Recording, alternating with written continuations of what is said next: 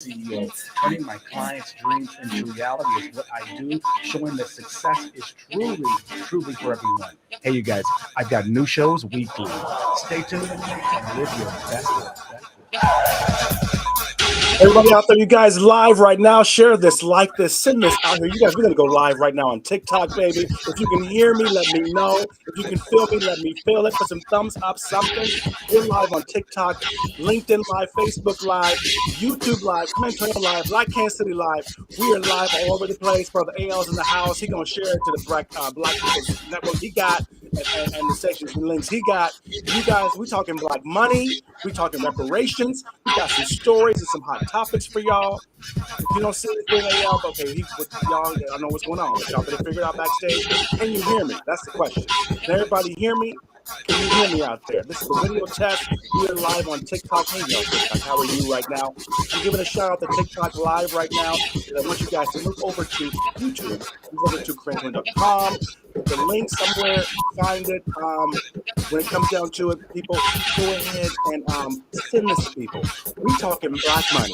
We talking the reparations have begun. It's Black History Month coming up in February. Text me. Can y'all give me a thumbs up out there, y'all motherfuckers? Can you hear me, please? Can someone tell me, can you hear me? Thank you, Jesus Christ, Lord. We got my house going, you guys. TikTok, we're talking reparations. We're talking about Black stuff. We're talking about money. We got the bank here. It's tax season. Don't waste your damn money, y'all. The bank is back in the house right now. So share this. TikTok, go over to YouTube.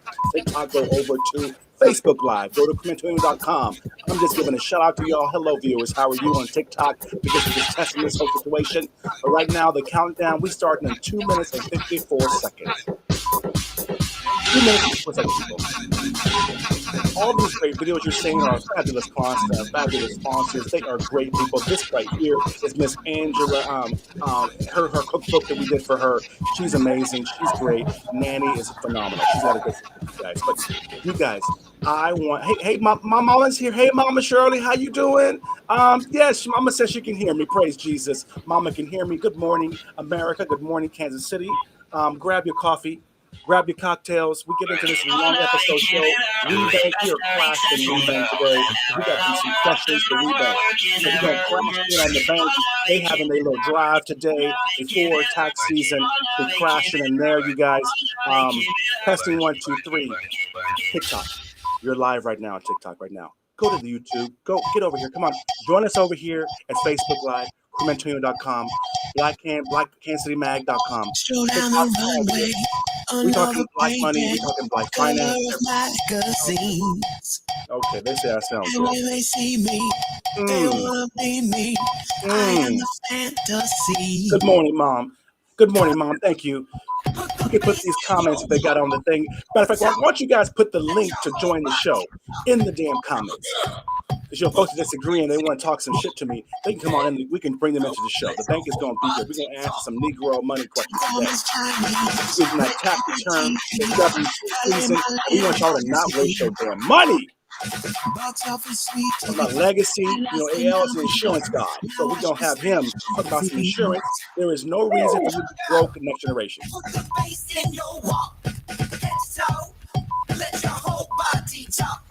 I was mad yesterday. I was talking that passport bros. Passport bros shouting me out. They didn't call me a simp and every damn thing, y'all, since yesterday. So I'm going to play that video.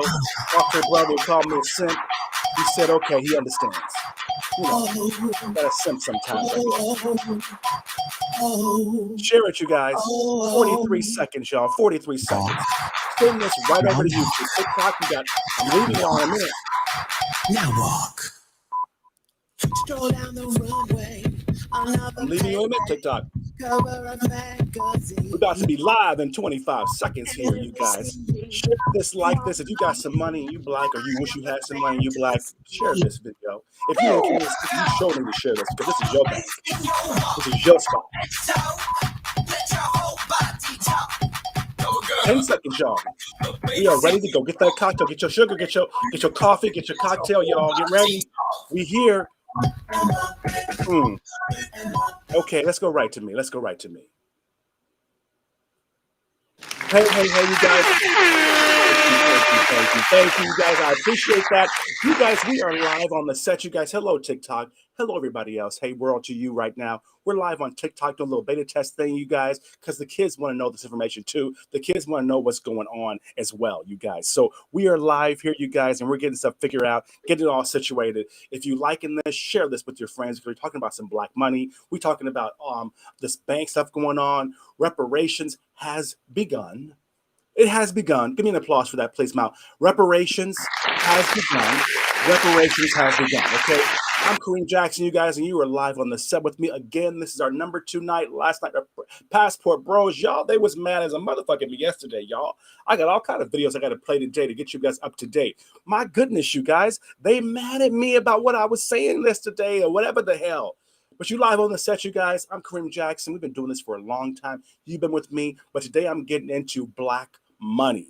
You guys have been asking about black money because you guys wonder how I do this, how do I live, how am I free, how am I not a slave on the plantation no more. It's all about how you handle your black money. My boy here, AL, is here. You guys, we want you to know that how you can manage your tax return, how you can get a better year started this year. There's so many, this jam-packed with gems about how black folks can do better financially. So keep that in mind, you guys. And I'm gonna bring AL in just a minute. So he's not here yet. We ain't ready yet. Wait, hold up, AL. Hold up a second. Before y'all get into it, I want to say a shout out to behind me over here, these fabulous flowers. We're going to have Passport Bros. We got our if you got girls in the Philippines, y'all, nationwide, we deliver flowers to the house. Play this video, you guys. I tried this company out. They're phenomenal. They sent the flowers to my house. I thought all special and shit. It was amazing. So now I got my own flower shop, y'all. So we're pushing this all month long for Black History Month and, of course, for Valentine's Day. But play that video, you guys. We're going to come back real quick. Let's plug the flower people. Love my flowers, y'all. Love my flowers.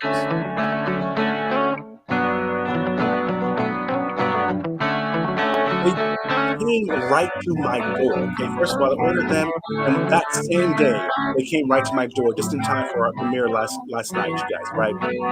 A box, quality packaging, delivered to the door. I tipped the guy, even though they took care of the whole bill for me. It was a wonderful thing. Look at these damn flowers. Your girlfriend would be a happy heifer up in the Philippines right now, nationwide. If you can get some flowers like this. Excuse my little outfit. My vest was all out. We got all kinds of bouquets and shit, y'all. And Kareem and Jackson flowers delivered nationwide to the Philippines. For all y'all Passport Bros out there, if you got girlfriends in the Philippines, I can send you some flowers to your girl, hook you up. Look, y'all. Look. That was me last night. My flowers. Thank you. Do that. Thank you. Go ahead and bring Brother AL in, please. Let's see if it's working. Brother AL, how you doing, brother? We see you full screen, Brother AL. We see you full screen. Doing great, man. How you doing? How you doing this morning? There we go, baby. Can you hear? Can y'all hear, Brother AL? Because can you see yourself, AL? Or no? Can you having problems still? No. I can see it. Oh God, we was all worried, y'all behind stage. Man, I had to pull up a different computer so I could see everything. So I'm watching it on Facebook on my laptop. Got my camera up here, so I'm good to go. Praise God. You, man, Brother AL, this is my boy, you guys. We've been doing this for a while. AL, man, is the insurance guy. Joe's my homie. We've been doing these shows for quite a while. So I'm bringing AL in here today. You guys remember he was with us last time for the whole bank show. Glad to be back, brother. He's been going through it. God has tested him, but he is here stronger than ever. He has survived. Welcome, Brother AL. How you been, man? Man, great. Happy to be here, man. Happy to be here. It's cold in Kansas City, man. What is it like there in the Philippines? Tell me. Let me know. I got my little t-shirt on. I got my cocktail. It's evening time. Let's see, and here I am in a sweater. I'm trying to sip something hot, trying to keep myself warm. So that's what it's like being on the other side of the planet. I got that for you too, in case I want to make y'all coffee drinkers feel comfortable. For sure. I got coffee too, brother. Man, brother, tell me what's going on with this Passport Bros thing. So I saw the video.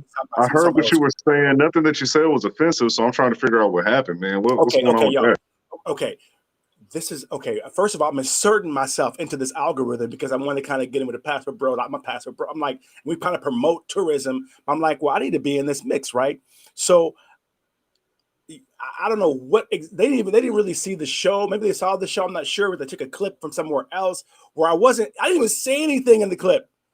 They cussed me out for my facial expressions. I wasn't even I didn't say a goddamn word. But if you have that clip, Mal, please play this clip. Then we're gonna get to the whole the bank thing, the reparations. But play this clip with the one where they call me a simp. Black men are the only stupid ones in the bunch that'll get on the internet and publicly. Bruh, I know you simping right now. Simping? Been a simpleton. Me? No. But white men do get on there and Brother, talk I was about not defending only their you. women, but their disdain for black women and how Look, they act. I'm Just keep abroad looking right at the now, brother. I'm in the videos, tropics or right put it this in your second. search bar. I know this. Everybody is talking about how black women act globally. How American women act globally. Not only that, no, it is in America globally, brother. Other race are jumping on a plane or jumping on TikTok or anything, saying that they're coming looking for American black women. They're not coming to get an American woman. There are black women started it. Why we got to argue amongst ourselves, bro? I know. Why we got to argue amongst ourselves? Decided to run their mouths, and we stuck our foot in it. I agree. I feel you know why we did that? I know. You're the passport bros. Get on my show, brother. Come on the show. Let's talk about it. Right? All I did, I didn't play. If you guys have it, can you find that video where with the girl? Can you play that too? The one where why he's mad at me? It was before the passports episode, right? The girl had the video where she was criticizing or saying something about the passport bros, or the passport sisters not getting their passports. So now the passport bros is mad. And so all I did was just sip my coffee and for the show. So I sipped the coffee, let her talk, and then during the show, I addressed it. But I didn't address it in the video he saw. So whatever my facial was saying, they pissed off. They got mad at my ass. My little facial expression. I need to watch that shit. That's crazy, man. That's crazy. And I agree with you, man. It's not just black women. It's American women in general. It's culture. It's about culture. Like, we've gotten to a point where it's not always black and white or a race thing. At the end of the day, like, we have a culture that's unattractive, and that affects everybody. Yes, exactly. And I'm thinking in my head, and my whole video, the whole 2 hour and 20-minute episode was pretty much saying, why are we fighting amongst ourselves? Like, America is the issue. Like, the bank is on today. I mean, the first black bank in Kansas City, whatever area, whatever the specific terms are, this is the first really in 2022, I guess they open, right? It's like crazy. And so these brothers, and I kind of address how a lot of sisters, I feel, don't really know, because we're men, right? And we had passport dads or dads that we were with. Mama wasn't always there.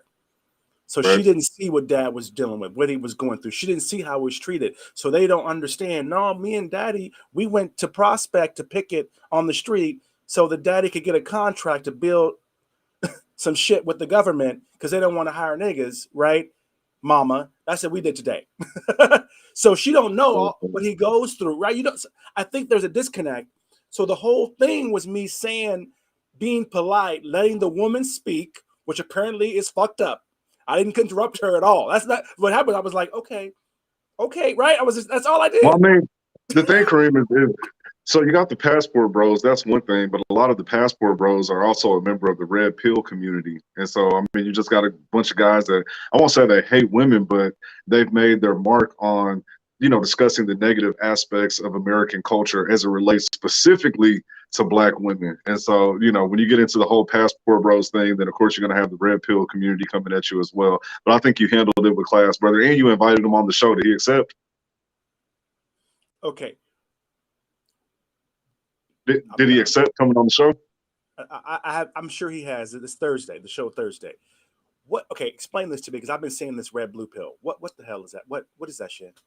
Okay, so like the red pill community is basically men who, for lack of a better words, man, they complain. They complain about women. Some of them are considered to be incels. That's not necessarily true, but that's kind of what you see online. They have a lot of conversations around involuntary celibate. Men that can't get women complaining about women, right?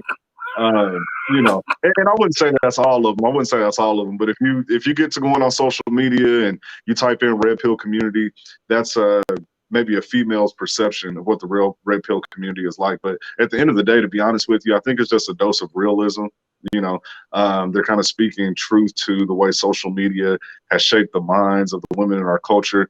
They have a lot of conversations about the imagery on social media. So the fact that, of course, women want to show their bodies and reveal themselves, and there's profit in that. But they also talk about women trying to get flued out, and at the same time complaining about men, saying that they want a high value man, but at the same time, they're ingrained in the culture. And so some of those things don't line up. But that's what the red pill community pretty much talks about. Get on YouTube, get on Facebook, you'll see it. And what's the blue pill then? What is that? That it's like the Matrix, So the red pill is reality, the harsh reality. The blue pill is the dream state. And so, yeah, that's it. Okay, y'all, we got distracted. Y'all, okay, brother AL, check this out. This is the video that I did. I just did. Okay, I had 10 videos in the episode that I talked about, and I addressed each issue, and I kind of broke down the myths.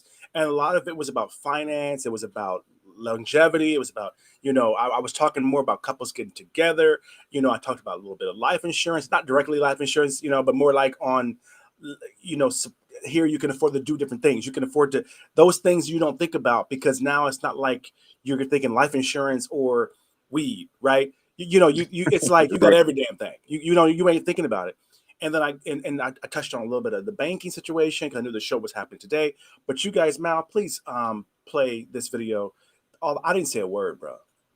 I didn't say a damn word. Play this little video for these folks so they can see. I can defend myself, please, because I did not say a word. You went after the passport bros, but did you ever check the white men that do this? No. You know why? Because white men aren't dumb enough like black men to tell us about it. Just like black men are the only stupid ones in the bunch that'll get on the internet and publicly talk trash about their women. Nobody else does this but them. Asian men don't do it. Latin men don't do it. White men don't do it. It's only our men that get on the internet and try to humble us by talking trash about us like it works. Absolutely none of us think that white men don't do this. Hell, that's where the term mail order bride came from. We know that white men do it, but they're just a little bit more with discretion. They got discretion. They have a little bit more dignity. But hell, if white women ain't gonna say nothing, that ain't nothing. What we gonna do? I didn't say a word. Yeah. Okay. Anyway, and honestly, I can't disagree with her. I don't see any lies in that statement. Yeah. And mind you, it was the prelude to a whole segment saying that white folks been doing it for 100 years. He didn't actually look 5 seconds past that to see, then I speak. I let her speak, which, that's part of communication with women, right? You got to let her speak, get her piece out, right? Yeah. Baby. Yes, baby. Yes. Yes. You got to, if you interrupt, now it's about you. Then you got to watch that shit. You can't, then when she shut up, then I went in and said, the white man, I went deep. I talked about Pocahontas. I talked about Tarzan. I went like they don't need to say it. They got a whole damn movie about going and get a black girl and bringing her back to England. They got a 007. I talked about what's her name? Grace Jones. Right. So he totally missed it. Okay, y'all. We got WeBank and here they're coming on in a little bit, brother. Okay, they knocking on the doors. Y'all. Okay, brother. Have you seen the shit that came out about the National or City National Bank? Have you seen this, Bayo? No, you were telling me about it, man. What's going on? Okay. You got this video, brother, ready to play, Mr. Mal? Because they come in, they come ready to come in. They knocking, baby. Like Marcus says, we knocking, baby. You guys, I'm bringing in WeBank because we're gonna ask some questions, but I want to show you one for folks that don't understand that black folks have been going through this, right, for a long time, right? So this situation, this lawsuit, which is the biggest lawsuit in history, and this is the reason I'm playing it, is this is a big ass bank, the biggest bank in California, some shit like that. Okay, so they got this lawsuit. It goes back 100 years. It goes back way back. Like they've been doing this shit for a long time, right? And so anyway, Mal, you got the video? Play this video, set this up, and then we're going to bring the first black bank in Kansas City, We Bank, in here to answer all your questions and all my questions, because this is what's been going on at all these other damn banks. You put your money in these banks, you wonder why they don't give you home loans, why they underappraise your business, your house, your whatever the hell it is. Okay, you got the clip? Yeah, the 31 million. Yes, that one. Okay, please play the clip. Please play the clip, Mr. Mal.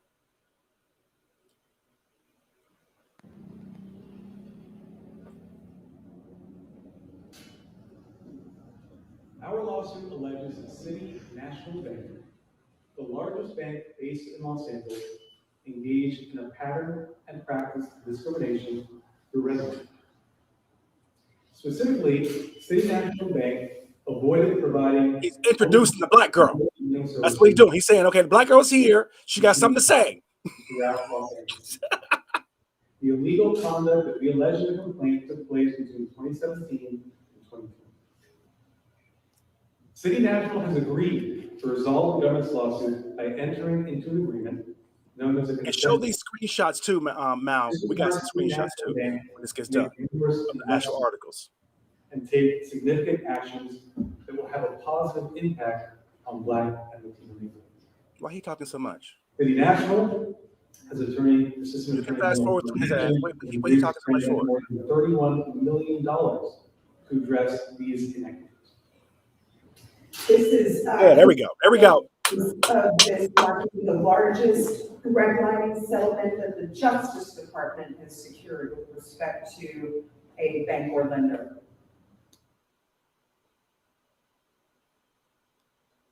Play them, put those screenshots of the articles and stuff like that. If you got those, please, Mal. Okay, first of all, 31. It's billion. Billion. It ain't million. It's billion. Something like that. I can't think of what the hell it is. Maybe it's million. Maybe it's million. Maybe million. I don't know. Where's the screenshots? Thank you. Get those screenshots. I'm gonna show you these articles. And the reason I'm saying this, and the bank's coming in the second show, I know they're waiting to come in, is that I'm trying to show that Black folks, you need to be at a bank, a situation in your own neighborhood, around your own people, because a lot of those things they go away. So I'm kind of setting this up right now. I know but she's mainly saying, Brother AL, that they have the largest class action, whatever the hell they want to call it, whatever the hell lawsuit done by the whatever the hell department she's with, giving these Black folks, they have been screwing them over with appraisals and different situations for so long. It's the largest lawsuit in history. And the reason I say reparations has begun, right, is because what I was getting at is trying to say, okay, this is how we're going to get our money. America's going to shake down every corporation. They're going to go back to AIG that insured the slaves. Watch. They're going to be. Yeah. But go ahead, man. What you think? And we got to do my intro and stuff. We ain't even done the intro yet. None of that stuff. Then Listen, that redlining thing is real, man. It affected everything, like banking, real estate, insurance. We were locked out of everything at one point. And so, to start hearing the conversation now about, some forms of reparations, that's a good thing. Here in Kansas City, brother, they have a reparations committee that they put together. So now they're exploring it at the city level. And so I agree with you, man. It's begun. It's begun. Hell yes. Okay. You guys, Mal, you guys, you're live on the set with me right now. WeBank is in the house, you guys. We're going to go to my intro. We got one commercial. We're going to pick up the bills, y'all. And then WeBank is here. So get your paper and your pens and your notepads together. We're going to go through and ask every damn question that you guys saw on that list. You guys are getting your tax returns. Do not waste your money. So please, Mal, play our intro. Let's pay some bills, and we're going to be right back. Grab a snack, y'all. Be right on back. Hold up, brother. Be right on back, Brother AL.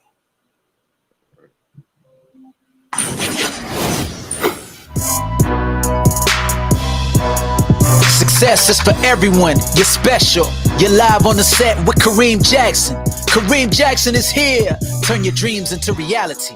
Remember, baby, success is for everyone. Live on the set. New shows weekly.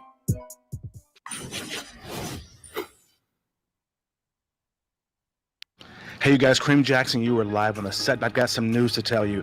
10 years ago, I left California, USA on the beach, and I got on a plane. I went to the tropics, and I reinvented myself. I wanted to turn my dreams into reality. I had a great time, great friend. I published magazines, books. I meditated. I sipped coconuts, you guys. I had tattoo competition, weekly shows, and I want you guys to know I sat down, and I wanted to write step by step how I did it. How did I get free? How did I outsource everything? How did I get to where I could run my company from my laptop? And now I finished it. It is done. My new book, you guys, Outsource Everything, is out now. I finished it. I'm telling you all about how I gained my freedom, how I live in the tropics next to the beach in a beautiful lifestyle, and I still run my business. I outsource everything. My new ebook, it's out now, you guys. It's available right now, you guys. I made it to where freedom is here for you. You can get the same freedom that I did. It's totally possible, and it's totally doable. And this has never been a better time than to do it. Grab my new ebook, Outsource Everything,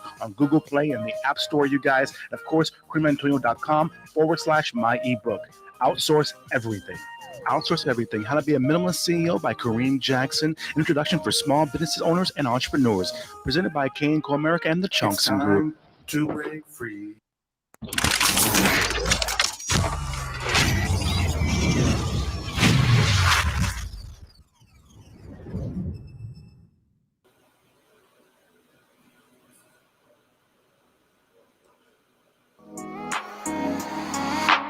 Three, two, one. We are live. Hello, world. Success is for everyone, baby. You're live on the set with Kareem Jackson. Yes, let's go.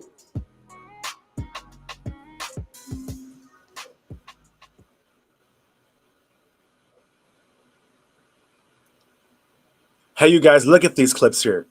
Look at these clips here. City National Bank, you guys, $32 million in redlining settlement to the Department of Justice, DOJ, in the states. Look at all these clips. Look at all these clips. In case you think I'm not, I'm talking. You think I'm crazy? Oh my God, you guys. So come on back to me. Come on, full screen Kareem. Full screen Kareem. Full screen Kareem, baby. Okay. You guys, live on the set with Kareem Jackson. AL, brother, he is here with me today. WeBank is here, you guys. We are talking about the shit of these banks and how they've been mistreating us for so long. And now you have a black bank in Kansas City that's giving you a solution that is colored, that is really fabulous. And you guys are going to enjoy about this. You're going to be happy about this. But this is all about the years and years and years.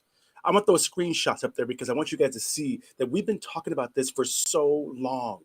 We've been seeing this crap for so long. So this whole little City National Bank situation is not new to us. Not at all. Not at all. And we're so tired of it. But you guys, there's not just about the redlining. There's so many things that the banks not letting you in, not looking like you, have kept from you. They've not allowed you to do. There's benefits. There's business consulting. There's financial consulting.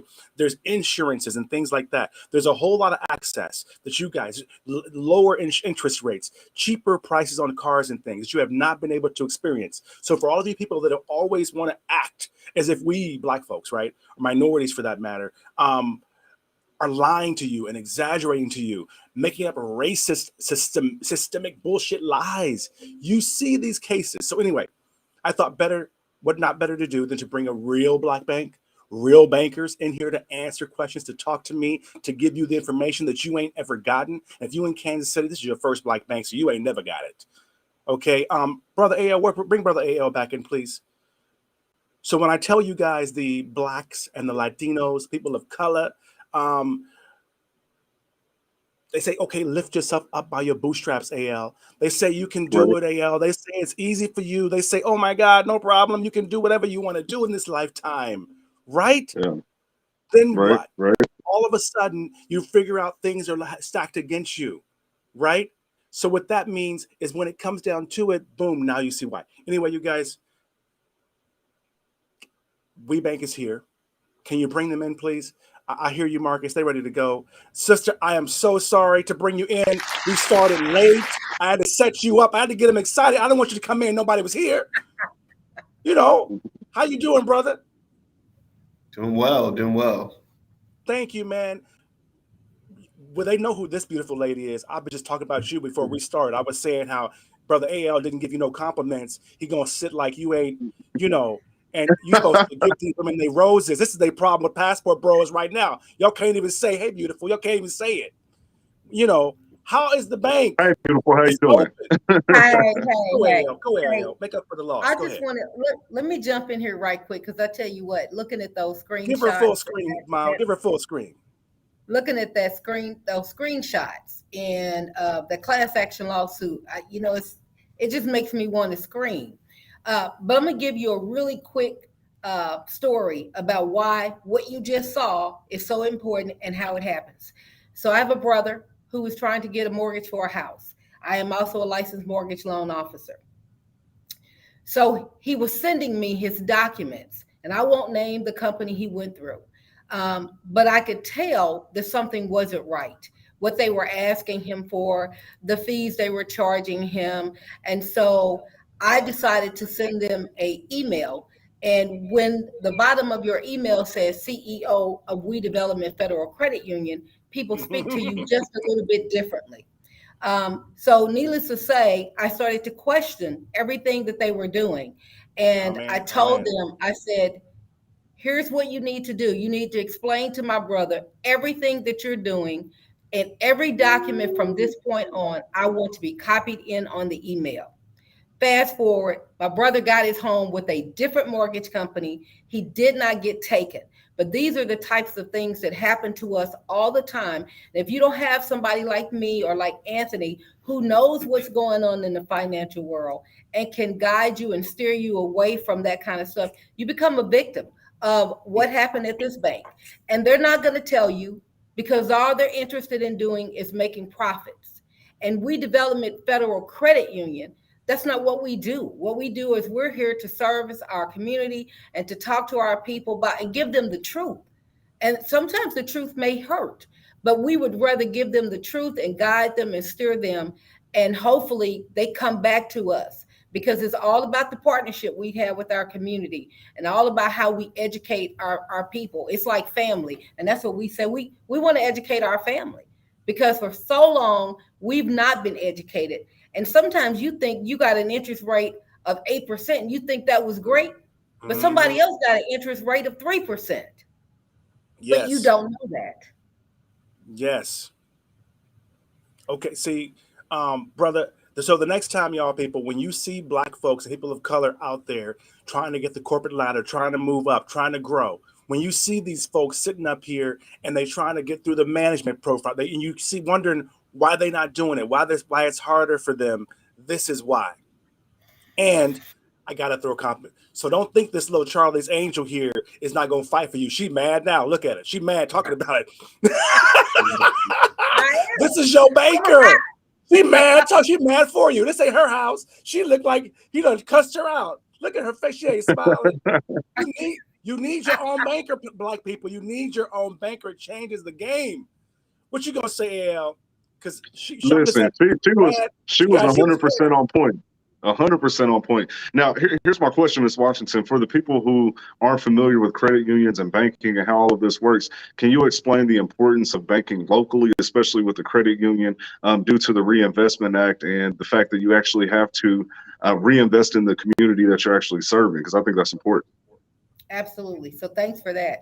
So when people come in here, and I really want to talk to our people and say this to you. When you walk into a financial institution and you say, how much does it cost to have an account? That's the wrong question. Not how much does it cost, because it doesn't cost. You're joining a financial institution that is geared to help your community. And by that, I mean, when your dollars are in a federally insured credit union, those dollars help us loan money back to the community at interest rates that are affordable. I tell you right now, we got a home loan product, and I got to throw it out here. That home loan product has an interest rate that I don't care if your score is 500 or if it's 750. If you own your home and you need just a small loan for repairs, we're going to make that loan to you. We have regular underwriting criteria, but your credit score is not going to be a reason that we deny you. You can't go to a bank and hear that. That's not what you're going to hear. So we've got products and services that we can use to help the community. But unless the community walks in and doesn't say, how much does it cost to start an account? Say, you know what? I want to start building wealth. I got $100. I'm going to start depositing so much money every pay period because I believe in the work that We Development is doing. When you help us, we loan that money back. If we're in your community, the loans go to the community. When you go to another bank and you've driven 25 miles to get to a bank that's not in your community and you put your money there, they're loaning money to that community and it doesn't come back to you.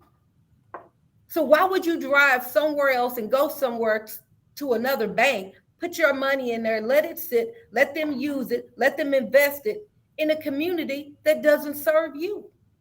Mm-hmm. You got to pay attention to that. Yeah, I think that the big thing, brother, and Anthony, I want to hear from you, brother, because I guess you got the polo shirt. You're the one dealing with people. She the CIO, so you're dealing with you talking to grandma and Shaniqua with her new nail shop. So how do folks feel when they walk in there and they see chocolate everywhere? I'm just curious. You know what I mean? Because I ain't never walked in a bank. And are you walking in like a white bank and you know it's like the black shift? You know what I mean? Like it's different. You know what I mean? It's like, this is the town all the brothers working. But to walk in and from the top to the bottom, I assume who's cleaning the bank? Who's a custodian? Is they black too? They are. How these folks, how do they, what vibe do they feel, man? Because I'm excited for the community, man. It's been exciting for sure. And thank you, Kareem and AL, for having us today.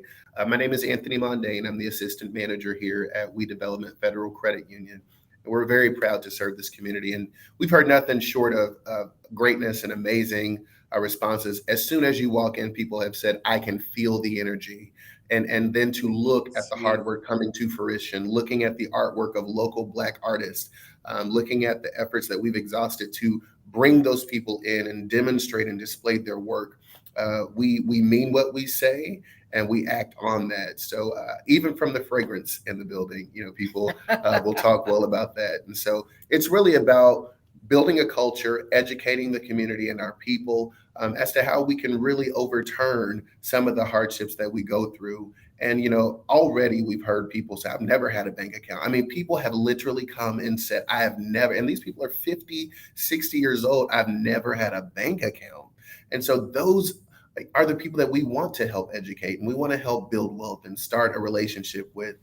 So it's really about being courageous and having that somewhat uncomfortable conversation about your credit that you think people are going to just shut you down for. We're coming at a different angle. We want to give this a chance. We want to show you how we are solution focused and we're committed. We are determined and devoted to make a difference in Eastern Kansas City for sure.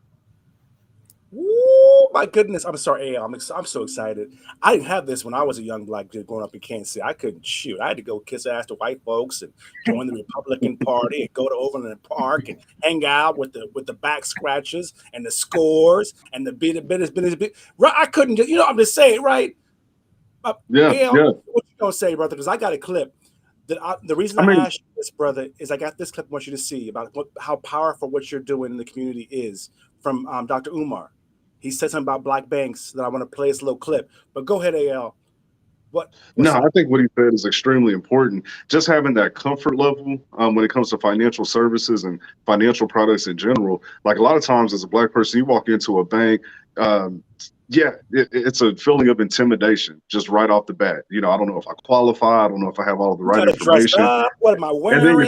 And then you're talking to somebody that is judging you, or at least you're assuming that they're judging you. So to be able to walk in and see family and be able to ask your questions and feel comfortable, I think that's huge. And I think that it'll make a huge difference when it comes to the financial literacy in our community as well. Because the last time that we spoke, Ms. Washington did mention that there's going to be some efforts as far as teaching financial literacy to the community. It's just that much easier when you have that vibe and when it's someone that you're comfortable with and that you can connect with on a different level. And so I'm excited. I think it's going to be a great thing for the city. I agree. And those are the questions we get when people walk in here. They don't feel uncomfortable. They feel like it's community, and they come in and they just, we had some people yesterday wanted to open up a business account, and I've been on the banking side and the credit union side. And I can tell you, when I was a banker, I would have just said, well, these aren't the right documents, and then just let them go. But Anthony and I sit down and we go through and we say, here's what you need to do. Go to Missouri Division of Revenue, apply for this. We give them instructions. And that's the financial literacy piece that says, well, we're not going to turn you away. We're going to tell you what you need to do, bring it back. And if we can go out there and get it and download it, we download it. So you don't have to leave. So we want to catch you right then and there and say, nope, let's go ahead and partner now. Let's not come back later. And so that's huge. And that's what we do. And people appreciate that. And you know, one thing it also contributes to a major deal breaker, and that's trust. Yeah. When the community can trust you, it makes a difference. And that relationship is everything to Gwen and I. It means that we have a relationship. You can trust us. You know, we're going to give you the best information we can. And with that, it will come to fruition. We want to walk with you step by step, hand in hand, to really create wealth in your family, in your neighborhoods, in your business. We really desire this. And not just Gwen and I, but Gwen along with the board and everybody who's had a handle in creating this. We have the same goals, and we just need the people to come on in and make it happen. You know, I think what people need to understand, and this is extremely important, when you're doing business, especially when it comes to financial products with your people. Okay, there's a little bit of a lag. Did you say hold up? Sorry, they knock him. Dr. Umar is waiting. Wait, what's okay? up? Okay, go ahead. Play this clip real quick, y'all, because I'm telling you, because I want to show you how it's bigger than Kansas City. That's what I'm trying to establish. And what you guys have done, the community is bigger than Kansas City. Play this little 30-second clip, you guys, and come right back. Show them this.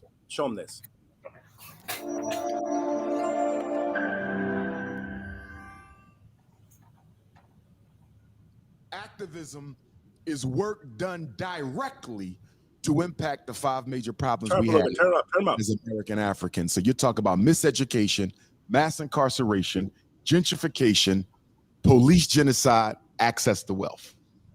What are you doing to impact that above and beyond your voice? And then I'm looking at the 5 major institutions we have that we lack.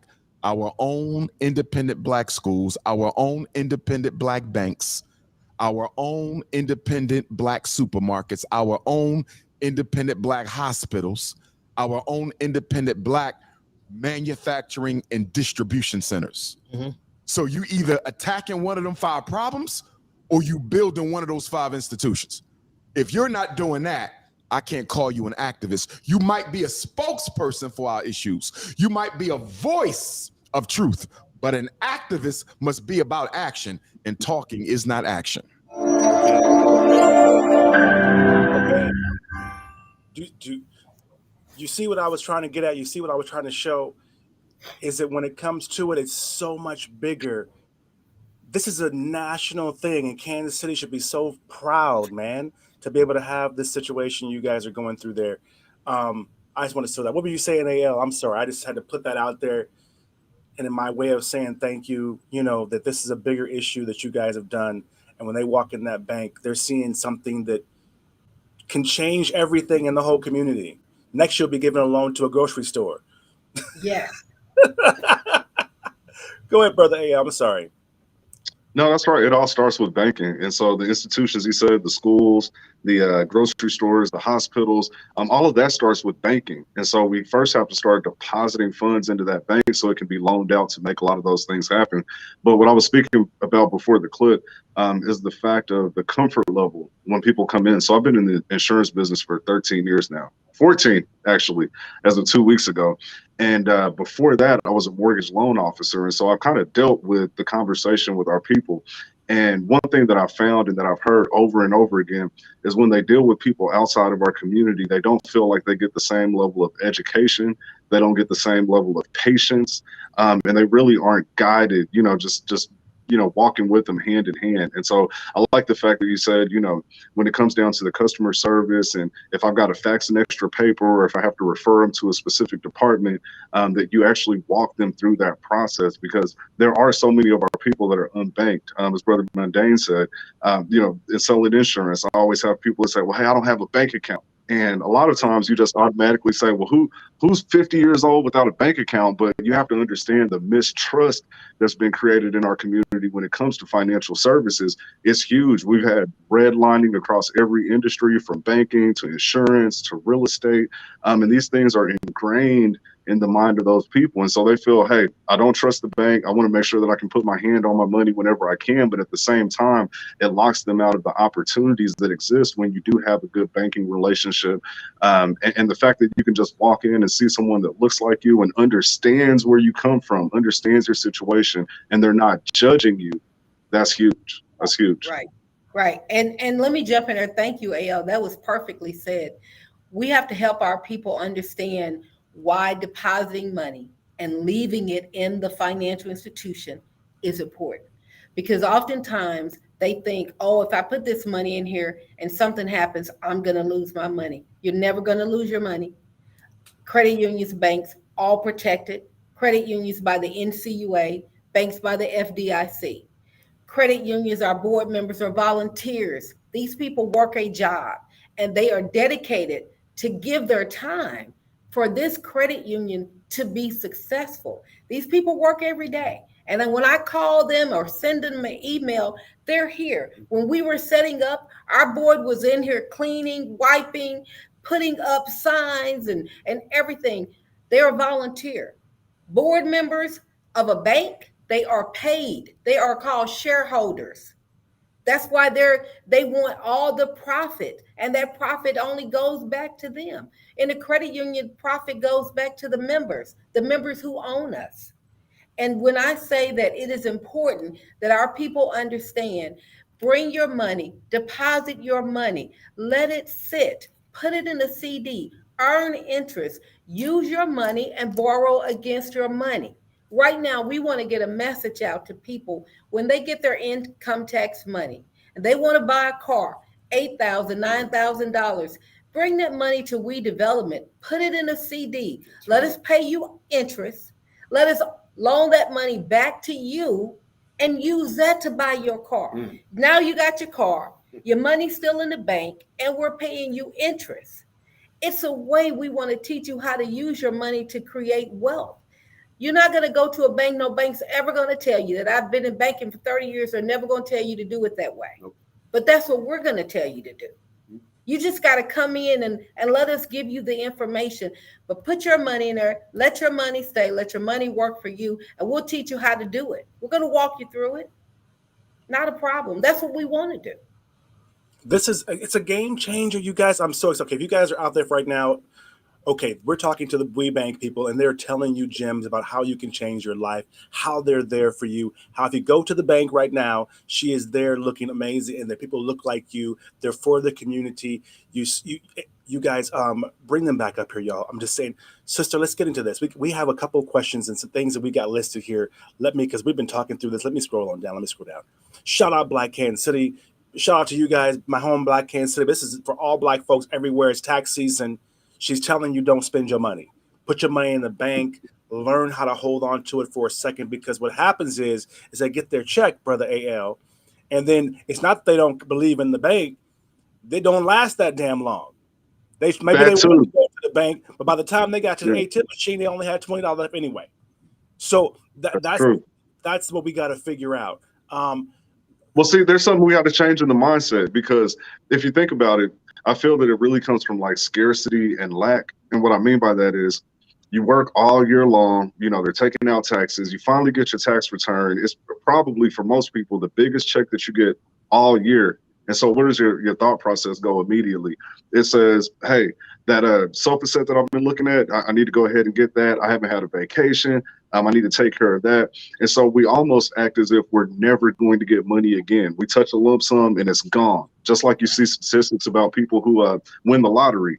The majority of them end up blowing all of that money. And I believe that it really does come from that mentality of lack and scarcity that says, this may be my only opportunity to get the things that I want. But understand, having a credit union in our community where you can build a relationship, and the fact that she's telling you the game, like this is huge, because I've worked with a lot of bankers. I've never heard anyone actually on a public social platform say, hey, keep your money in the bank, borrow from us, and do it that way, because that's the way the rich people do it. And so I appreciate her sharing that. The other thing is, people have to understand that banks make money from lending. So they make money off of the interest, but understand credit unions provide lower interest. And so even just 1%, say on a $160,000 loan, you're looking at saving about 30,000 plus, over the life of a mortgage. And that's just a 1% difference. And so not only are they saving you money from the traditional banks, again, they're right in your community and they're reinvesting in your community. So hey, if it were me, I would be making plans. I would be making plans like, hey, I'm going to put some funds into We Credit Union. I'm going to build that relationship with Miss Washington and Mr. Mundane. And here in about a year or two, I'm going to be coming back for a business loan or a home mortgage or something to move my life forward. This is a big opportunity. Absolutely. It's very true. I want it to be where people out there understand this. And then you guys, let's make it even better. You guys, sister, tell them, I think y'all are paying for tax return or tax preparation. Y'all paying for folks to get their taxes done. That's what I heard. That's what I heard from y'all's, marketing people. Is that true? I think we're trying to partner with some organizations around Kansas City and allow them to come in and utilize our boardroom, which we're in right now, and do taxes for members. And the good thing about that is we're right there on site. We're going to explain to them now when this money comes in, and hopefully comes into the account you just opened with us, that you're then going to come back. And to AL's point, if somebody's getting $4,000 and they want to buy a $1,500 TV, I'm not going to tell you not to buy it, but I'm going to say, guess what? Put your money in an account, borrow against your own money, go buy your TV, keep your money, pay yourself back, and then you can have your TV and you can keep your money. I'm just going to tell you, don't go taking all of that cash and bypass your credit union that's designed to make loans and help your community, because you're going to come back another day and you are going to want a loan with me. And I want you to start building that relationship with me so that I can say yes every time you ask me or Anthony for a loan. We want to be able to say What? yes. And here's another thing too. I think we froze up for a second. Okay, there we go. Back. There we go. That was just okay. So Miss Washington, Miss Washington, I used to work in payday lending, right? And so this is another big thing. I used to be a payday loan manager. And so I couldn't tell you the number of people that would come in with their social security checks on the first, right? And then I'm seeing them for a year, year and a half, 2 years even, paying on $1,000 loan, right? And so to understand that now you have access to where you can get that same emergency cash, because we all run into situations, right? I think the median income in the area of the bank is somewhere around $30,000. Here in America, Kareem, I know you're in the Philippines, but here in America, $30,000 ain't gonna get you very far. And so the likelihood of you having some type of cash emergency is really high. It's really high. But now you don't have to go to the payday loan center or anything like that. You've got the credit union right in your neighborhood where you can get the emergency cash you need, but you're not charged an arm and a leg for it. You're not paying on it for years and years, and it's not putting you in a bad situation. That's right. That's right. So tell me this, Anthony. So I'm sorry. I got to break. No. So who have y'all helped? Like, what kind of customers? They didn't bought couches. They didn't bought cars. What are y'all? What they getting? What they getting? We've had a variety of different members come in that need auto loans, signature loans for whatever reason. Yes, they get cars, home repair, neighborhood improvement loans, all kinds of. In fact, just to be very transparent, there are people waiting for us now. Yeah, we got to get off because we got some loans knocking at the door. They're waiting for us right now, but this is so important to us that we want to give our time. Thank you. That's what I was getting at. They outside waiting. The bank is open right now. You can go right now, y'all. Hey, watch. That's my point. They can tell them they got to wait a minute. They can come on in and ask you a question. Can they bring it? They can just sign it. You ain't got to leave, do you? We gotta leave. We gotta leave, Kareem, but we want to come back on another time when you can when we can share more. But we got money knocking at the door. We got to take that money and help these people. Well, you guys, I got all the notes here. I'm gonna go through this because these guys have some fantastic programs. You guys got the tax season. You got the free tax prep. You got the business entrepreneur LLC accounts now, right? Is that correct? Yes. Yes. Okay, you got the deposit loans now, right? Yes. Okay, they Yes. got some liberating our community, one account at a time. They got 700 new accounts as they go this 2023, right? Yes. 70 Yes. new accounts every single month. They pushing for Black folks, 70 every month to go through the damn place. And that's 10 accounts every day. Am I correct? Go to the Yes. bank, y'all. Go to the bank. Okay, they got Kids Early Wealth Starter Kit. Am I correct? Yes. I'm sorry, I'm just going through real fast. That way, I'm rushing through. How to deposit and save and build your credit at the same time. You're doing that at the Yes. bank. Okay, you guys, how to get a better price for your new car and a better interest rate. You got that at the bank, right? Yes. How to get a wealth coach. Yes. Okay, you got 2 minutes to talk about this one. Can you break this one down for my people? I'm going to say this. We are looking for that wealth coach. If you know anyone who wants to come work with Anthony and I, we're excited. We'd love to talk to you. Our position is on Indeed.com. We want somebody from the community that understands the community and has the same passion and drive that we do. And so we're looking for a wealth coach to go out and partner with all of the organizations in Kansas City. So we're looking for that person. Now, each of us are wealth coaches, but this person's actually going to go out to all of the events, all the neighborhood community events, and they're going to hold seminars at our beautiful branch. And so we're looking for that person. Thank you. I appreciate you guys. I love you so much. You guys are doing for the community. AL, you got anything you want to say before they go out there and give some money away to these black people? To these black people, because they get in cars and they go. I'm sorry. Go ahead, AL. I'm excited. Go ahead. AL. Listen, here's a quick checklist. Open an account with We Credit Union. Definitely needs to do that. Get some life insurance, right? Don't let that income tax blow through your hands and you don't protect your family or do anything to create generational wealth. And there's a lot of opportunities that are getting ready to come up. I have to say this really quick.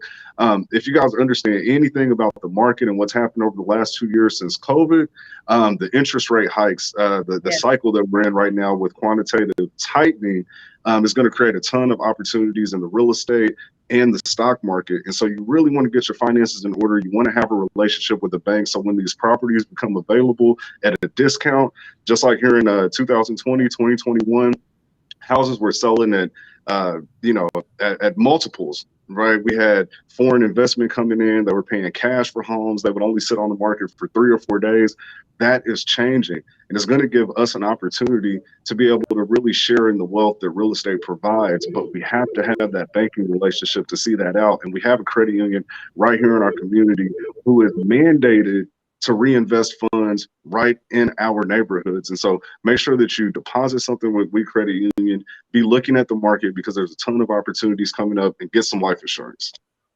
That's my piece. Yes, you guys, before you leave, put the banner up real quick for them real quick, and then you guys play their little spot, and then we're going to let them get out of here, you guys.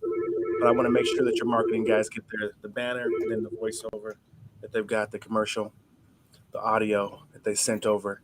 I guess this is what's playing on KPRS right now, 103 FM or 107 or something. I don't know what they got. You got it, Mal? You got it? To save money. I'm looking to create generational wealth.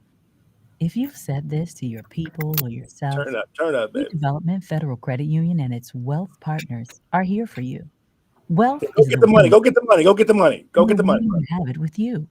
Auto loans, payday rescue loans, certificates of deposits, signature loans, lines of credit, neighborhood impact, home loans, and more.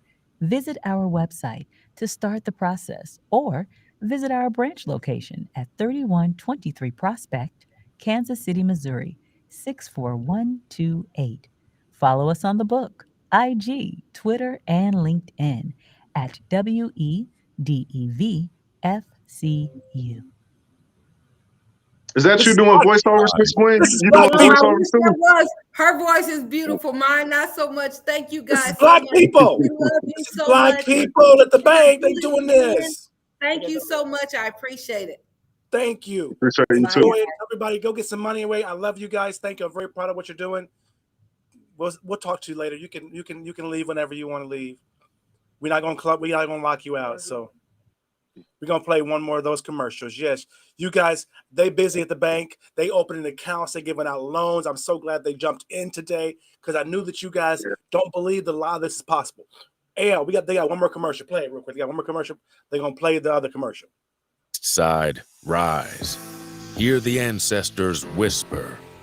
Be the heartbeat of wealth for you, the family, for all of we. You're the inheritance, my visions deferred. Rise, East Side, rise. You are the new generation of wealth creators. Be the dream deep inside of me, the walking aspiration and rich manifestation. Rise, East Side, rise. Rebuild us. Shed that label. Revitalize the community. Finish our wealth journey. Rise, East Side, rise. We Development Federal Credit Union. Join us at our ribbon cutting October 22nd at 9 a.m. 3123 Prospect Ave, Kansas City, Missouri. That's black people. Rise, East Side, rise. Rise up. Oh my God. Okay. AL, man, I am so proud of that bank. The bank, man, that is so cool. I hate that I missed it in my generation. Yeah, I agree. And you got your account over there yet? I haven't, man. I haven't. I got to make it by this weekend. They just need $20. They just need $20. Hey, just 20? Oh, yeah. Let me get my account. I'm all the way in that damn jungle some damn where. I'm getting my account this week. Let's do it. Let's do it. Man, I'm real proud about that. But let me tell you this real quick. We got to go to commercial break. They on my ass over here. Y'all, you just go. We're going to go to a commercial break real quick, y'all. Let's give him a little break. He might need to go to the bathroom. We got Peachtree, Estelle Brooks. Can you play? Let's go to commercial break real quick, you guys. Peachtree, Estelle Brooks, because and put we got sponsors. People, Estelle Brooks, hello. How are you, sister? So glad that you're there. Miss Vera with us over at Peachtree. Thank you for being here. Let's play this little break real quick, AL, then come on back and talk about this black money.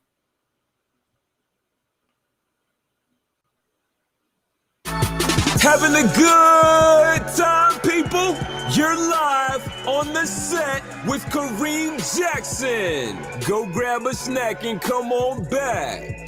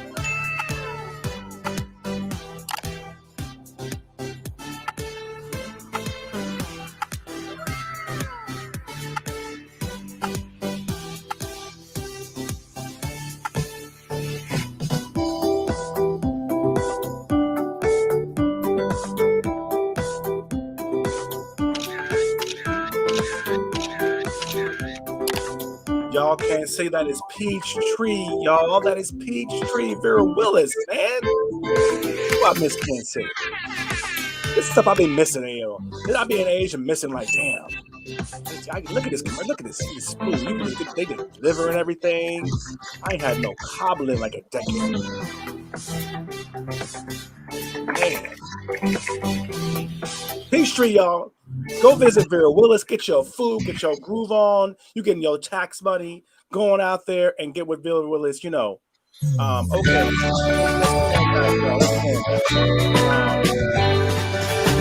I appreciate it. Come on back, y'all. Let me talk to Brother AL here real quick. That was Peachtree, y'all. Peachtree. Welcome to Buy Black Kansas City. This is our fantastic segment where I go home sometimes. I go home to my hometown. You there with Peachtree, so I know you can get that whenever you want. Oh yeah, for sure. I was watching the commercial. You was all taking a break. I was like, I'm looking at this food like, damn, I ain't had some soul food in so long. Brother, tell these folks, They just got done with the bank. You guys, a whole bunch of people. We lost a few folks, but we gained a few more. Live on the set, you guys, right now with Kareem, and this is brother AL right now. We had this whole Black Money talk to the We Bank. But AL, brother, what is it about the situation that these folks, especially my hometown, Kansas City, why the financial component is so hard for the community to kind of absorb, right? So lack of education. Like they're just now, you're starting to see, I believe it's in Florida, they're starting to make financial literacy a part of the education, the grade school education. And so you got to understand, man, like in the inner city in Kansas City, there's literally no education for our young people. And so you have to start that education process young, because there's a resistance to new information. And so if you don't hear about any of these concepts until you become an adult, when you actually need the information the most and need to act on it, you don't have that confidence, right? Because you've never heard it. You didn't hear it sitting around the dinner room table. You didn't hear it at school. And so for a lot of people, we're into our, 30s and 40s before we're really starting to get the information that we need as it relates to our finances. We're late to the game, bro. We're late. Because I'll tell you, man, I will look back and think about me being a young, like I started business when I was in grade 6, bro. When I had my place in Kansas, I was in my 20s. Yeah, man. Even if they had a black banker, it was a gatekeeper. You know what I'm saying? It wasn't like what bank is doing. It wasn't like what Kansas City. This is an opportunity that they have given to the community, because you see her. She was literally mad. Her whole face changed, everything. She was frowning because of how they treated her, bro. And she wrote a letter from the CEO of the bank. What? Which is what white boys would do. You know what I'm saying? Like if you're at the white bank, right? They write you a letter saying, give this nigga this car. I got the loan guarantee or whatever, right? It's cash. Don't even look at his credit. We've already approved him, pre-approved. That's what they would do. Right. And it's so nice to see this younger generation, will actually be able to go in there and experience this and know auntie and uncle, right? As opposed to us that we know what it is. So for sure. Tell them too about this whole insurance situation. Oh my God, wait, you guys. I'm sorry, that hit me on the shoulder. Bro, the Chiefs might go to the Super Bowl? Really? Is that what I'm hearing? So they are going to the Super Bowl. Yeah. Kansas City Chiefs and the Eagles, man. And man, I hope we bring it home. It'll be great for the city. Man, play that clip right now. Okay. You guys, I'm out here in Asia. I'm in the Philippines. I hate that I don't have a jersey. Play that clip, man. We got a clip. Look at the Chiefs, y'all. Look at the Chiefs. As we talk to Kansas City folks, look at the Chiefs, y'all. Shoot. Go on, Chiefs. Right there at the end. Go Chiefs. Gene playing great all day and can't make that decision. Yeah, guys, on this play, you can clearly see that Patrick Mahomes has both feet out in the white as he's getting hit. This is a late hit out of bounds on the play. This is how I'd be a mad motherfucker right there. Damn, I'd be mad. I'd want to kill myself. If I create, bring it back, baby. Man, congratulations, brother. Oh yeah, man. And before Mahomes and the whole crew got together, I think we hadn't been to a Super Bowl since like the '60s or something. So, yeah, man. Yeah, man. That's like 3 and times. what a lot of people don't understand, man. And listen, this is my thing too. Have your favorite team. I get it. But you always got to root for the home team, because I don't think a lot of people understand the financial impact, that it brings to the community when the home team wins something like a Super Bowl, or like when the Royals, some years back won the World Series. It's huge for the city. And so like you definitely got to be rooting for the home team no matter what. So I'm excited. And I'll tell you this too, is that I'm really happy about it because it always helps business. Everybody's feeling good. Everybody's happy. Right, right. It's a good time to get your tax return, right? Good time to get your money. And I'm gonna get into this whole thing because one of the things we had on the list was about the insurance thing. But I'll tell you that one thing I like about having a black bank, like you said, the whole feeling comfortable and things like that, is just the fact that you see your community rising up. You feel me? Yeah. That's probably the first black, obviously, bank CEO, and the first black this and the first black, right? It's the whole domino effect of what it brings that a lot of us don't realize that we're lacking and we don't have, right? Crazy, Right, crazy. right. Anyway, man, so tell me this though. So these folks, now that they're getting these tax returns, Mhm. are they like flooding you with like insurance? You know, what, are you Man, feeling? I'll tell you. So, yeah, I mean, it's a couple please times tell a me that year. you are. So here we are in January. You've got a lot of people that have that on their New Year's resolutions list. And so they say, hey, you know, it's a new year. I want to be responsible. I'm going to take care of my life insurance. I'm going to get my banking together. I'm going to get my credit right, et cetera. And then you have that wave that comes in during tax time because people have extra money. My biggest thing is, what about the rest of the year, right? Because life insurance is always important. And so, number one, if you do take out a life insurance policy, or you do start, you know, that credit repair program or whatever it is, see it all the way through, right? Like, see it all the way through. I can't tell you the number of people that come and they purchase life insurance, they have it for a few months, and then all of a sudden it's gone, right? I was actually reading a statistic.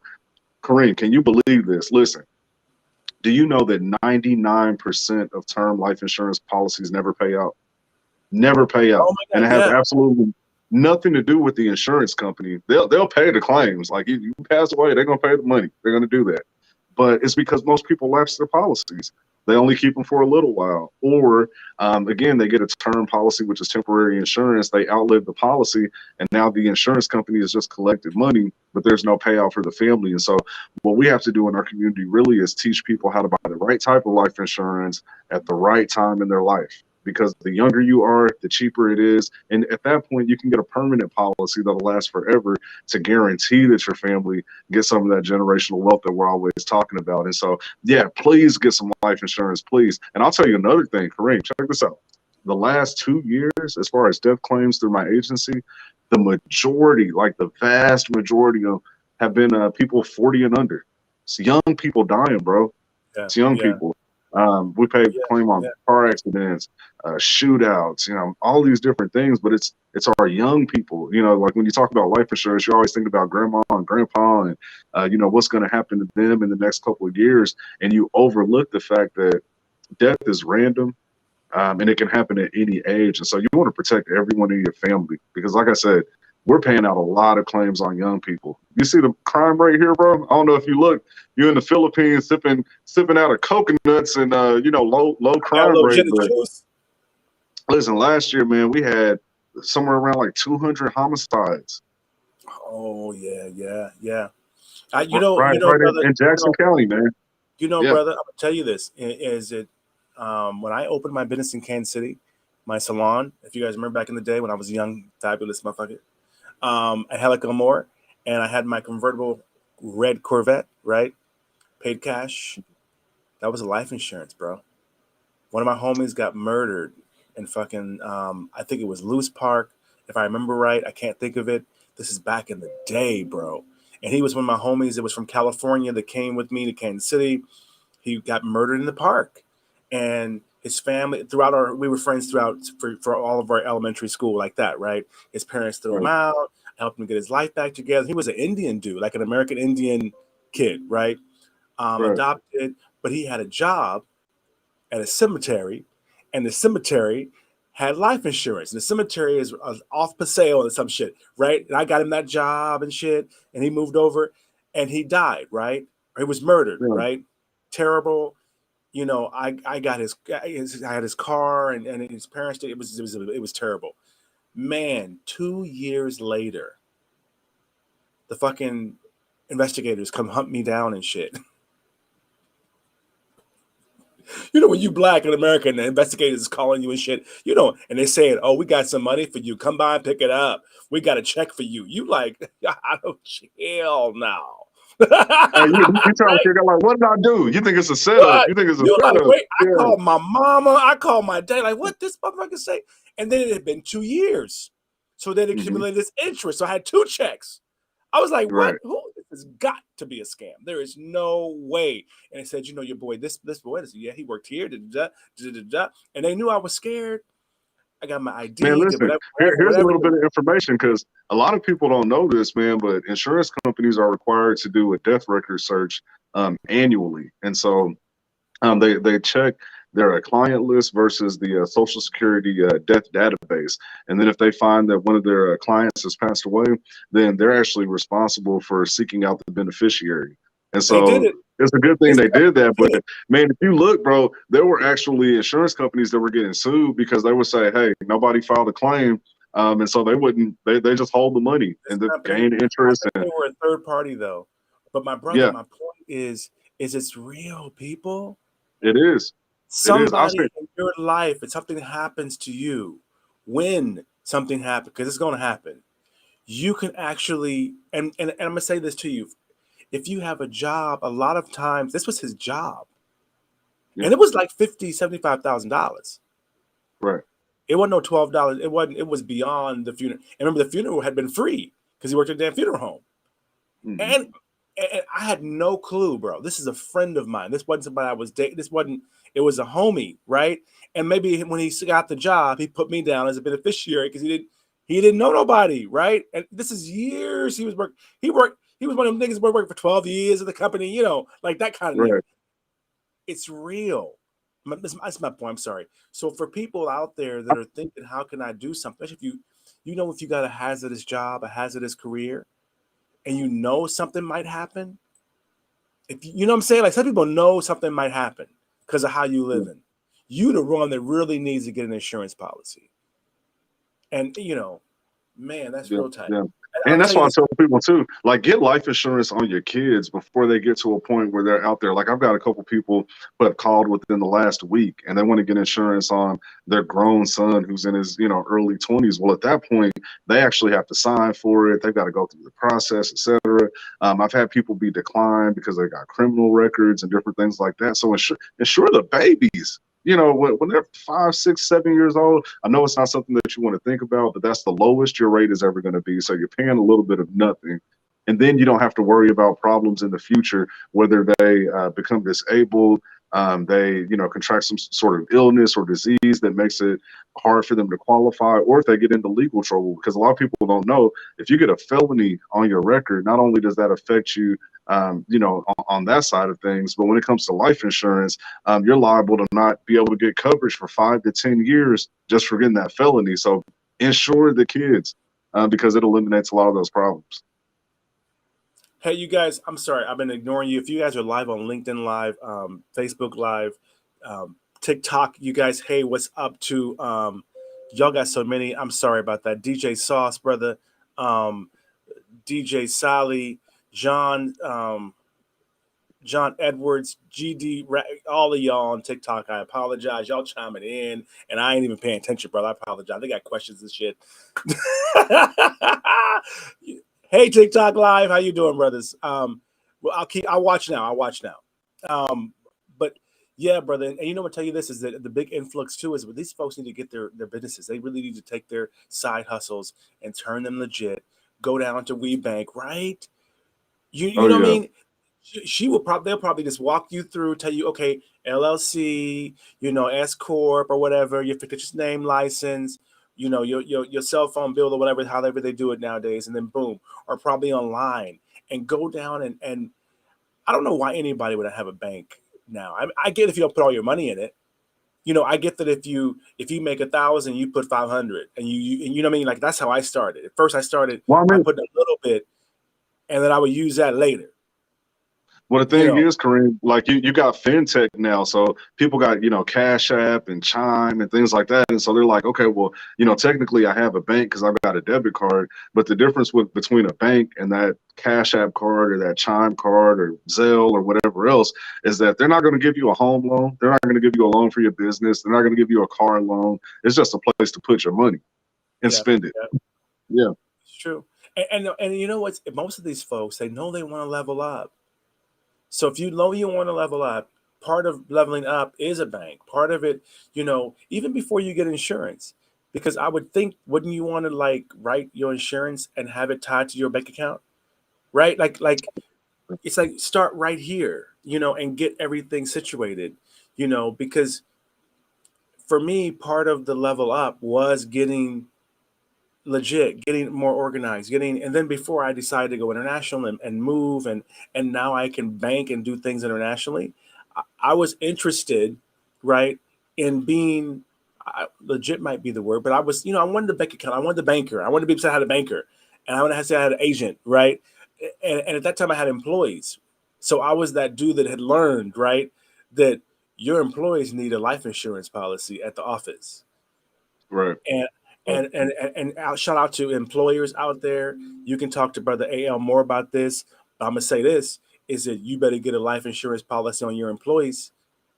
I don't Hey, know how listen. it works ethically, but if something Kareem, happens to an employee, what's gonna happen to you, bro, employer? you just hit on something.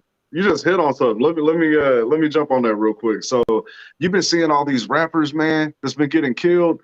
And do you understand how much money the record labels? It's like a whole profit center for them now. Like everybody is profiting off of life insurance except the people that need it most. And so you see these rappers, they sign this contract, they get these advances, they put out a couple hot songs, couple hot videos, records start selling. Next thing you know, dude gets shot in the street, right? They got What $1 million happens? insurance policy on you, and they only got to give the family $14,000. Yeah, and so I knew what she was it's talking about. it's I saw that video. I was like, I know she's a little ratchet talking about it. I know it's a little ghetto, and I know they got some flowers. I know they got some little cash, but I'm like, no, I've had a business since I was very young. There and I'm dealing with like maids and shit and graphics designers and shit. I'm not dealing with thugs, or you know what I'm saying? right. And remember, my friend that worked at the insurance agency, the company had the insurance policy. I didn't even ask did they get anything. I didn't ask, right? Maybe it was split, and they was waiting on me. And if I had an answer, maybe they was gonna get all of it or something. I don't know. Who knows? I didn't ever ask. I was like, I'm out. No, I mean, know if you're the beneficiary, if you're the beneficiary on a policy, you're going to get the money. But like my point is, Kareem, it's one of those things where, again, we don't take advantage of things that are just easy and just right there for us. Like think about this. If you're trying to leave generational wealth, you got a family or whatever like that, right? Like there's only a few ways you can do it. Like you can get into real estate, start buying homes, flipping houses and all that. You got to have good credit. You got to understand the game, the stock market. You got to learn timing and, when to invest and how much to invest and all of that. Starting a business is difficult. You know that, right? It's not an easy thing to start a business and make it profitable, and especially to be able to hand it down to the next generation. Life insurance is it's like a wealth hack. It's the easiest thing you can do because as long as you're fairly healthy, you just pick an amount that you can pay every month comfortably, and boom, that's generational wealth for your family, no questions asked. And the truth, brother, is it. I guess the word generational wealth to me is kind of getting used a lot. So that they're thinking, but the thing about it is that it's kind of, there's certain ways where you can make money. You feel me? Like you can spend $100 a month and playing the lottery too. And maybe you get lucky and you get some money, right? It's like you can incorporate that business that you're doing out of your house, grandma, making pies, and making these pies, or put a recipe book together. There's things and real estate, like you mentioned, right? But there's these ways to do it, and a really easy passive ass way. Yeah, I mean, it's life insurance. It's like why would you buy Bitcoin and don't have life insurance? Dude, listen. The generational wealth conversation, I know generational wealth has become like a buzzword, and so it may even be getting to a point where people hear it and they kind of start tuning out. But the reason that conversation is so important is if you look at it, look at our communities, go anywhere USA, you know where the black people at, like you know where the hood is. And how do you know? Because you see a bunch of dilapidated buildings, and the schools ain't nothing. You barely see any grocery stores. It's just Family Dollar, Dollar General all over the place. You can see the effects of the lack of generational wealth, and then you go right over on the other side of the tracks. You see Whole Food stores. Everything is bright and new, and all of that. That is 100% based off of generational wealth that's been passed down and concentrated in certain areas. And so, literally, life insurance is one of the ways that can change for the future. And I think the reason that a lot of people overlook it, Kareem, is because, again, we're in that lack mentality. We don't have. And so we're trying to figure out, like, how can I get something today?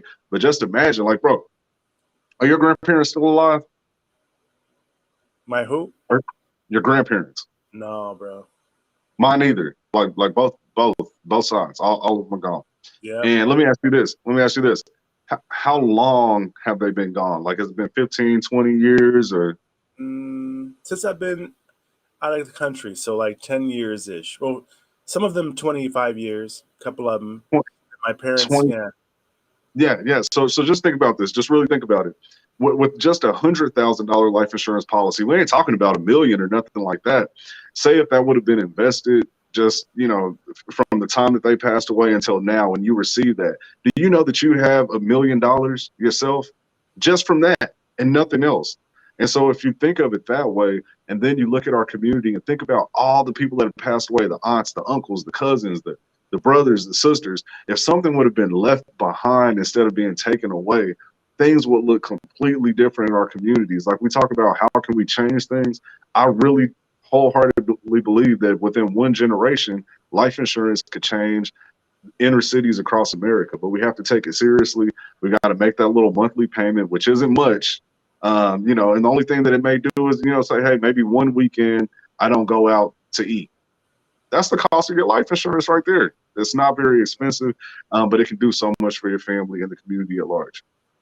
Well, I'll tell you, brother, it's one of these things where I may not have gotten a life insurance policy, but I have, our family has been blessed to get a house here and there, things like that, and a lot of folks, they need to really understand that, yeah, life insurance business is another one, right? Leave something to the generation that you're probably already doing. And I'll tell you that these folks, when they you're going to pass away, like you were saying, the family, right? You're going to pass away. When you see these movies with these white folks, I've known these white folks, okay? I've been in the room with these white folks, right?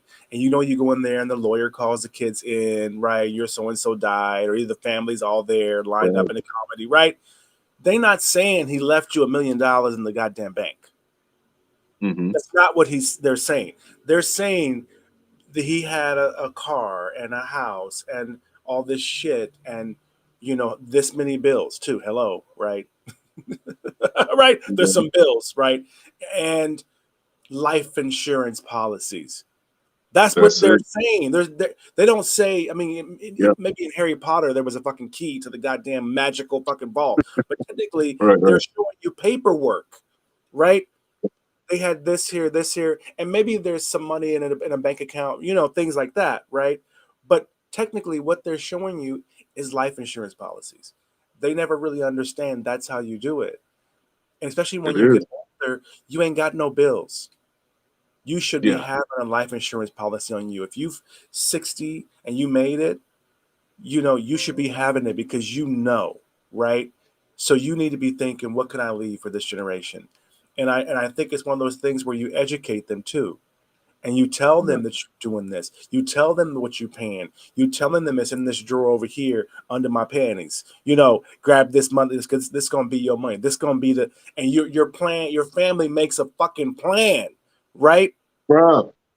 And that's where the financial literacy comes in. They say when they know. Everybody know. We got 200, and if you can't pay it, cousin Lulu gonna pay it this month. But we're gonna keep that life insurance paid. Listen, we're gonna keep it paid. It's important. Yeah, man, you said so many things there, man. So many things, but I think the biggest thing is the financial literacy piece, right? So say like you buy your life insurance and hey, like when I pass away, my kid gonna get $200,000, $250,000, $500,000, or whatever it is, right? Then it comes that second point. Well, then it comes to the second point where Ms. Washington and those over at We Development Credit Union were talking about is the financial literacy. So now you want to teach your children how to manage that money, because the last thing that you want to do is pay life insurance your whole life, and then from your grave or heaven or wherever you at, you see them buying rims and cars and throwing it up at the strip club or whatever for all your hard-earned money. And so you want to make sure that not only you buy life insurance, but you actually make sure your children and whoever you pass it to become financially literate so they can maximize your efforts. It's true, man. And I think that's the part of the component. I think I told you when we were talking privately, I said, bro, why don't you guys market guys like me, like beneficiaries? Change the game where you're marketing people that have gotten money. You're marketing families that understand, we got to keep these policies paid. This is our way out. For certain families, especially Jewish families, that's a communication They Well, bro, you know, we're so private, man. Like when it comes Let me I to say this money and real quick with the we, and you know why? Because their bankers, their insurance agents are also Jewish. That's why. So they have that comfort, like you were saying with the we bank. You feel me? To tell yeah, you yeah. this is the secret. But go ahead. I'm sorry. No, no, I was just gonna say that a lot of times we're so secretive. Like in our families, like when it comes to money and stuff, like even think about it, man. Like, you know, my kids may be coming around me and I'm getting ready to pay bills or whatever. Like I'm not like showing them the bills and all the money going out and all those different things. And so in Black households, money is taboo, That's a right? And mistake. so yeah, it is. It's a huge mistake. Like, do you know how many policies go unclaimed for long periods of time because nobody even knew the person had life insurance? Right. And so here's a quick little tip. Here's a quick little tip. If you think anybody in your family had life insurance that's passed away, and you know, you were like, man, I remember the insurance man coming by, or I remember they had something coming out of their account, you can actually go to your state department of insurance and they have a policy locator search. And it doesn't matter how old that policy is, you can go in, you know, take a look, type in the information. The insurance companies have like 30 to 60 days, depending on the state, to respond. And I've seen people get checks from that, right? But at the end of the day, what we're talking about is making sure you're having the conversations with your family. Don't do all of this work and then keep it all to yourself and keep it hidden and not have the conversation. Like we really have to open up those lines of communication. It's important. And I'll tell you this too, is that like I say, man, is it I'll tell people it's like make it a plan for your family. Yeah. Like, you Yeah. know, when people look like us and like the banks are like you can tell him like, hey, bro, I want to leave $1 million for my kids, 100,000 for my kids, and I'm gonna insure everybody. I'm bringing in my Listen, cousins. I'm bringing in my second cut. Like you bring 30 motherfuckers right to the but table, and but you know everybody what else we don't do though? right. Because like you talked about the white family, right? And so you said, okay, well, yeah, you know, daddy left the house and he left the car and you know the business over here, but here's these life insurance policies, right? Well, think about the other thing that you hear. Like you see it on TV shows, you probably even seen it in person or whatever, but they say, well, I'm gonna write you out of the family trust or the family will or something like that. And it's almost a way that they keep their kids in line and they keep their family in line because they know that, hey, at the end of the day, I want to be a part of the wealth that's been generated by this family. And so another thing that we can do to protect ourselves is go a step further and create a trust, right? And so we purchase life insurance, but then we make the trust the owner. Well, what does that do? Whenever you buy life insurance and you just name a beneficiary, they get a free and clear check. They do whatever they want with it. However, if you put that life insurance into a trust, you actually give the trust instructions on how to distribute the money, which is a huge thing. So you may say, okay, hey, when I pass away, you know, if I pass away before my son is 25, you know, I just want him to get the bare minimum, you know, a little maintenance income until he gets more mature, and then he can have access to the rest. Or you can say, you know, once these certain benchmarks are hit, you know, once they graduate college, then they get this, or, you know, once they get married. So you see these things on television and you kind of overlook it, but it's a real thing. It's a real thing. And so, you know, having a life insurance trust is a way that you can really kind of control things from the grave, to be honest with you. And in a lot of instances, it's actually the wisest thing you could do. See, that's so I was telling them that okay, y'all. He took I said that they was sitting there, they seen these white folks with opening these little books and stuff, and I was saying that they was telling you some like, you know, they was reading these policies to you. But yeah, man, because a lot of these families, you know, rich white families, you know, they be broke paying their life insurance. Yeah, yeah. They Because will not. they're They looking will at they're looking at the future, noodles man. to pay a life insurance bill. Yeah, we're looking at the future. They're looking at the future. We're looking at the present. You know, and it actually like affects every area of life, Kareem. Like, man, think about this stuff. Like, you know, so you know, there's a warfare that goes on politically, socioeconomically, etc., and that takes planning. You know what I mean? Like that takes planning. So they're already 50 years out, 100 years out, already thinking about how things are going to be, you know, planned out and how things are going to be shaped. And we're thinking about like today and like this weekend and what am I going to do next month? And so we have to start thinking more long term and actually developing a plan, like you said, and not just developing the plan, but sticking through it and carrying it out. Otherwise, we're always going to be at the bottom because other people are out planning us and they're out executing us all day long. That's true. That's true, y'all. And I'll tell you this, man, is really, really quick too. Like I was talking about the whole passport bros and all that stuff like that. Is I'm getting my account at that bank, which is my hometown bank by coincidence. But I want to show the passport bros like how these step by steps to make it possible to have this dual residency back and forth lifestyle thing. And the insurance, the business, and those things. Those are things that we got to all have. Like eventually, those are kind of exit strategies to me. And I think a lot of us, we don't really understand. Like, oh, it's like you pay this because you tell them how much they're going to get. You feel me? Yeah, yeah. Like that if you die or when you die, right, you get this much. Bro, that's another thing. You hit on a good point because you can't do that actually with anything else. Like if you buy a house today, who knows what it's going to be worth when you pass away? The market could crash, that year. Think about 2008, 2009. You could build all this money up in the stock market, but then when you pass away, it could be a year where, the market's dipped 30, 40%. And so you don't have any control over that. When it comes to our businesses, we can kind of project revenues, but it's not a guarantee. Life insurance literally is the only guaranteed sum that you can pass on to your family. And to go a step further, it's the only one that's given to them tax-free. They ain't even got to pay taxes on it, Kareem. Thank you. And even on the payments, they can deduct them, right? The whole thing. If your business, so like if your life insurance is owned by your business, then that can be a tax deduction as like an employee benefit. Exactly. But not on your taxes, not just a regular person having life insurance. No, there's no deduction. Let me restate this. If you are an entrepreneur, you're a business owner, and you have life insurance on your employees, it's a tax deduction for you. There you go. Okay, let me restate it. That's it. Because of course I work for my family business. You feel me? Right. Right. But as an owner, you know that every year it's a tax deduction for you that you pay in these policies, and then I don't know how it works on your side, however you say it, but pretty much you say $100,000 on Susie, the secretary, and I tell her that she's getting 50 or 20 or 10 or whatever the hell it is. And that's from us because mind you, it's a deduction. They pay for it with their own money. Let's not forget that part, right? And then, of course, what happens is when she gets paid, you get the money. You give the family or whoever it is what it is to pay for her funeral so you look good and everything.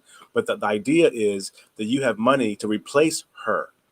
The idea is that the company needs money to replace her position and to give to her family because her family didn't buy insurance.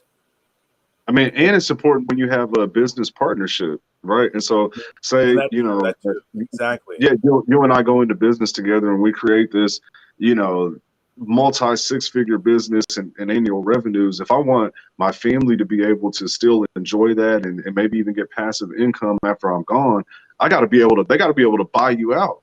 Right. And so that's another situation where you want to make sure that you have life insurance. Business partners should have that life insurance protection to buy out their interest in the business. That's important as well. We live on TikTok. I'm waving there. Hey, y'all. Hey, Noel, what's up? How y'all doing? Passport Boys on TikTok. How y'all doing? They be all active on TikTok. I'm like, they be, I got to pay attention. Hey, y'all, what's up? But I'll tell you this, man, I think that when they get this tax season, I think you're going to see a big change. I think a lot of folks getting their passports, they getting their tickets, and we can criticize whatever it is, but all of that is Black folks. We're getting more sophisticated. We get it. We're getting it. We may have the wrong perspective as a passport bro, or we may not be whatever bank or whatever like that. But at the end of the day, it's clicking. We're getting it. We're getting it. Yeah. You know what? You guys, I keep forgetting this. We got to kiss a little ass real quick, y'all. We're trying to get this new sponsor, y'all. And we this is the Simp Show. They called me a simp earlier, man. This is the Simp Show. So can you please run the fantastic feature that you guys have done for me to go ahead to send to the fabulous Kansas City Zoo, who has an exhibit coming around with some penguins or something, and they messaged us and emailed us to get our price raised to sponsor our show, brother. And so I decided to go ahead and give them a little sample, a little free taste right now to send to them. So if you guys have that, can you play KC Zoo's little expose? But the little penguins, they got penguins for AL. The Kansas City Zoo has a penguin exhibit. You guys, this is what you're going to see at the Kansas City Zoo. You guys get this Black History Month. I think it's February 4th to the 6th. They're showing penguins. They're sending us a letter. They're trying to support Black media. So please support the Kansas City Zoo. I'm going to send that to them, AL, in the email, like, hey, we gave y'all a little something, something. Right. But man, brother Kareem, listen, I have thoroughly enjoyed being on. I actually got to get ready to go because there's some people that need some life insurance. So I got to put on my life insurance cape and go help them out, man. But bro, I love the show. For those of you that are tuning in, go support We Development Credit Union. Get you some life insurance. Don't just blow your income tax. Do a little something for yourself. Make sure you set something up for the future as well. I'm A.L. Johnson. You can find me at aljohnsonlifeinsurance.com. Go to my website. There's a ton of information that'll help you understand how life insurance works, what type you should get, and you can even get a quote. Also, join the newsletter. I publish that every Friday, and it's got a lot of helpful tips on finance, health, and it helps you keep up with everything that we've got going on with Black Kansas City Magazine, as well as our podcast. And so make sure that you do that. ALJohnsonLifeInsurance.com. Men's mental health for there too. You got men's mental health. They got some. Yeah. I ain't even talking about that, man. Thank you, bro. Thank you. So check out Elevating Men. Yeah, Elevating Men. That is my 501c3. It's a nonprofit organization that we developed to really help men address their mental health. Like, mental health is a big thing, especially in the Black community, especially after COVID. And so if any men in your life, and for women too, because the conversations are general, definitely follow elevatingmen.com. You can go to our YouTube channel and catch up on the archives of our conversations. We do a panel every Monday night at 8 p.m. Central Standard Time. Last night, we actually had a really, really good conversation where we talked about the ability of men and being able to connect with our families and in our relationships, and how there's just a disconnect. We just tackled that. The week before that, we talked about forgiveness of self and forgiveness of others. And so the conversations get really, really deep. It's elevatingmen.com. Check us out. Hey, you guys, I appreciate it, brother. You guys, AL, thanks for being here, brother. I appreciate it as well. All right. Have a good night. Have a great day. Sell some insurance. Save some lives, give some folks some payouts. Man, you guys, I want to thank you guys all for being here, brother TikTok. Thank you, brother Noel. All of y'all chiming in here over there. Thank you. I'm glad you were here for this Money Talks. It's kicking off the tax season in the U.S. right now, nationwide. So, and it's kicking off also then, you guys, the whole Black History Month. So make sure that you go and take that hustle and turn it into a business. Go to the bank, get a checking account, get your LLC, get your S Corp, get your fictitious name license, and get you a checking account, and it'll make you feel so good. It'll change the game for you. And then now that you're doing that, go ahead and get some insurance for yourself, because now you're worth more. Okay, you're not just working for somebody. You own your business.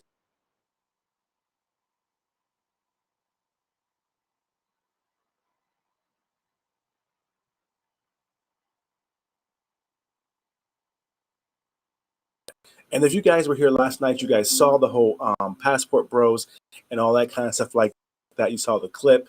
You guys, that was real nice. I appreciate the show. Thanks for the love and the shout outs, and those that you were apologize for you being mad at me. I'm really sorry about that. The other situation we're having tomorrow night. What's tomorrow night? What's tomorrow's night? Wednesday? What is that? What's tomorrow night? Tomorrow night we are talking about what? Let me know. What's tomorrow night, Mr. Mao? What's tomorrow night? I can't believe tomorrow is Wednesday. Lord have mercy, y'all. Tomorrow night we're back on here. We're early at our regular time. We're a little bit late today because we waited for the bank to open, so we wanted to have them on the show to tell you about that. Say again? Thursday we're going to. But what's Wednesday? I'll tell you guys in a second what tomorrow is, so you guys can chime in. You can plan for this. I think it's already set up, so you guys can check that and already put it in there and link to it and come to the show tomorrow night. But I want to thank you guys for being here. We're trying to bring in more of these folks on here that are talking good stuff. They can give you guys some good insights, because right now a lot of these topics, people miss it, bro. A lot of these people, we really, we're talking about what we want to do, and we realized all this stuff happened during COVID, but then we haven't really changed a whole lot, right? And then you see these situations happening with reparations. Folks are paying out like that bank, the 31 million. They got to pay this out. Like they're going to hit up all these companies. They're going to be like, the American government's going to be like, we didn't really do anything. We did a little bit. And we gave you affirmative action. We give you laws and things like that. But what they're going to do is start shaking the trees of AIG and all these companies historically that they've known that have done things to black folks. So that's what's going to happen. And you see these black banks, they're going to start popping up.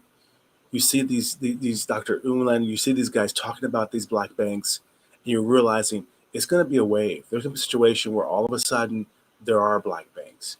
And then all of a sudden there's going to be a situation where black folks, we're getting the access. We don't have to go to anyone else. I won't say colors and things like that, but anyone else to maybe get those loans and things. And maybe things will also grow as well. But in the day, when it comes down to it, it's time to grow, people, and get this situation. It's tax season, getting that money, go by the bank, support your stuff. I'm just saying, I hope this gave you some insights, some things that can help you. I got to pay some bills real quick. We got a couple of commercials. You're going to come right back. I'm going to say goodbye to you guys. What's Wednesday? I don't know. I can't think of it. Let me look here and see what Wednesday. They're telling me that Wednesday is diversity, equity, and inclusion. Is it really? Look at the schedule of Monday through Friday. The text Monday through Friday. I'm just curious. I want to let you, because you guys are asking me in the comments, what's tomorrow's topic, honey? I thought it was already set up, and I'm not. It's in the text. There's a list. Monday, Tuesday, Wednesday, Thursday, Friday. There's a schedule. I should know. We were gonna write it here. We didn't write it. And I'm looking at the screen. TikTok, how you doing? So I can't touch my screen. But you guys really understand things. We're going to have some great topics. We're going to try to do a lot better this situation this year and really talk about things that matter. This Passport Bros, Passport Sisters, showcasing small businesses, black businesses, and things like that. Yeah, I see it, Mal. Okay. They told me that tomorrow. Do you have that graphic real quick? Yeah. That stop begging. Put that graphic, that little banner up real quick. So tomorrow, y'all, stop begging. Diversity, equity, and inclusion explained. They got me talking about diversity, equity, inclusion. So y'all on LinkedIn Live, you might want to save this one. I love going in on y'all about some diversity, equity, and inclusion stuff, because I really am so sick of it and tired of it. And I feel like you look at the folks in America and the folks in the UK, they're on the DEI sector, and not all of them, like our clients, like Johann, Penny, and all them, not them, but the other people, they seem like they are always begging for diversity, equity, and inclusion. They're always begging to be able to do this and be able to do that, which I get. I get the reason I get that. I get it. But now the table is turning, black people. The table is turning, and right now you can stop begging now, because diversity equals profits. Yeah, diversity equals profits. And so now you ain't got to beg no more. So we're talking about that tomorrow. It's called Stop Begging DEI Exposed, or DEI, whatever the hell. That's going to be really good. Okay. Sorry. It was a banner that had the text on it. You can send them the banner, Julius. Send the banner to them. But that's going to be what we're talking about tomorrow, is the DEI situation. Okay. So you guys want to tune into that. LinkedIn Live, you're going to love this one. Maybe some of y'all folks on TikTok, some of you guys, some influencers, that are in the DEI sector, follow TikTok. So I'm getting into that tomorrow. I'll see if I can get somebody on the show to talk to me a little bit about it. But mainly the big thing about it is we feel like, stop begging. These big companies, they know what they're getting up against. They know it, right? So then the day when it comes down to it, they know they got to fix things. If they don't fix things, they're not going to be around it much longer anyway. So the whole stop begging element, I know it's a trigger for a lot of people, right? Especially on LinkedIn Live, the whole stop begging, diversity, equity, inclusion. But the truth of it is, yeah, show that up, but put it in their face, like, stop begging, diversity, equity, inclusion exposed, right? I want to get into these things because I feel like a lot of times, thank you very much, you guys. A lot of times they forget the value that they have, especially nowadays with the whole diverse equity thing, and with the fact that you can work from home, the fact that Black folks remember we're getting passports, we're going abroad, you know. Anyway, thank you guys for being here. This is Kareem Jacks. You guys have been live on the set. But to get one more commercial break, then you guys, it's all good. We give our credits. We're done pretty much. I appreciate you guys being here. I'm glad that you were here. Brother AL, thanks for being here. The Weed Bank, thanks for being here as well. Yes, thanks for that. Love you. And I will see you tomorrow with more inspiration. Run some credits, y'all. Pay some bills before we go. Cheers, y'all. Good night, good night, good night.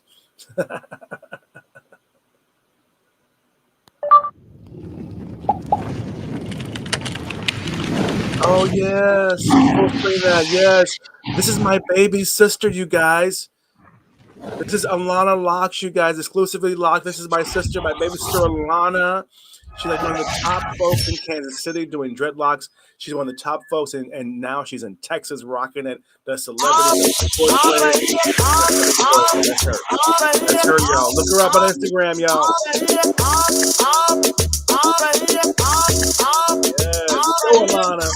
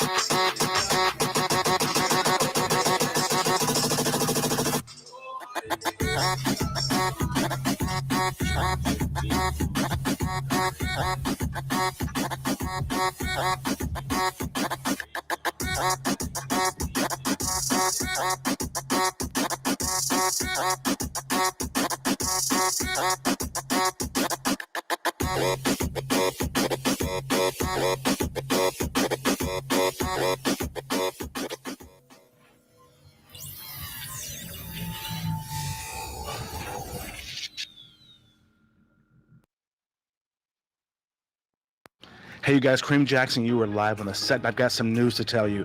10 years ago, I left California, USA on the beach, and I got on a plane. I went to the tropics, and I reinvented myself. I wanted to turn my dreams into reality. I had a great time, great friends. I published magazines, books. I meditated. I sipped coconuts, you guys.